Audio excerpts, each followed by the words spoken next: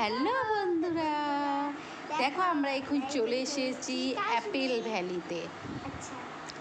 Apple ভ্যালিতে দেখো একটাও গাছে কিন্তু কোনো আপেল নেই, কারণ আমরা যে সিজনটাতে গেছি এই সিজনটাতে আপেল থাকারও কথা না, যেহেতু কারণ সব আমরা হচ্ছে কি যে মার্চে গেছি, তো সেই কারণে কোনো আপেল নেই।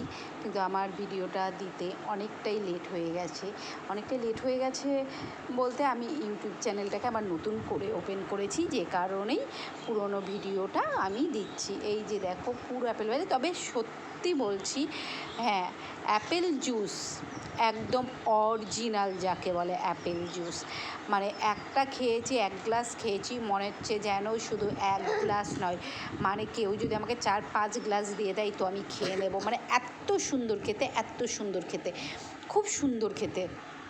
কিন্তু আপেলগুলো অনেক দিন ধরে ওখানে স্টকে আছে, যে কারণে সেরকম ভালো ছিল না। আর এই যে দেখো এইগুলো যেগুলোকে দেখছো তোমরা, এগুলো কিন্তু একটাও আপেল না, এগুলো ফলস প্লাস্টিক আপেল ঝুলিয়ে রাখা হয়েছে, ওরকমভাবে রাখা হয়েছে যেগুলো আপেল গাছ, কারণ প্রত্যেকে যে আপেল গাছ চিনবে সেটা তো নয়, সেই কারণে। আর এই যে দেখো আমি বললাম নে আমায় একটু ফটো শ্যুট করে দে, কিন্তু উনি তো ব্যস্ত ভিডিও করা নিয়েই, সেই কারণে।